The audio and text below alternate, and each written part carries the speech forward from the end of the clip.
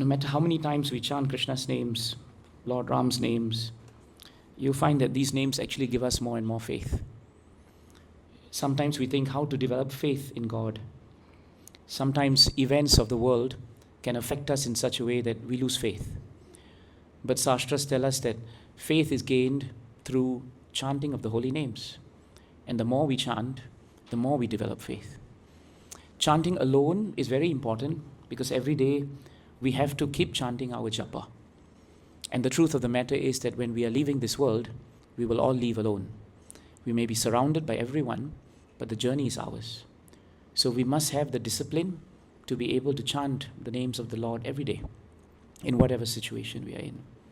But the beauty of chanting is Krishna always arranges opportunities. Like this, for example, 1 hour where so many devotees are coming together and we're all helping each other to remember the names. So chanting in the association of devotees, that increases our faith very much. And the more we have such satsangs, the more our faith will increase. That's why when you see pictures of Krishna, when you hear about Krishna Leela, you'll find in the Leelas of Krishna, Krishna is never alone. Never alone. Even the Supreme Personality of Godhead is never alone because he's always surrounded by his devotees. So we must try very hard to really think about what we want in life. So many material things we do, but they may have some temporary happiness. But in the end, they're always replaced by some temporary anxiety. So the anxieties come with the material happiness. But spiritual happiness is very different. We can continuously do it, and we never feel tired of it. We never feel like we want to run away from it. We feel that this can go on and on and on. And even if we had no faith in God, but if we sat down and really put our hearts in chanting, then faith in God will develop. It will develop.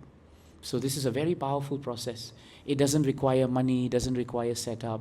In the old days, there were no mics. People would just sing together. They would gather around in the village and they would chant. That's all they did. And in the evening, instead of turning on their TVs, they would gather together and they would chant Krishna's names and they would sleep.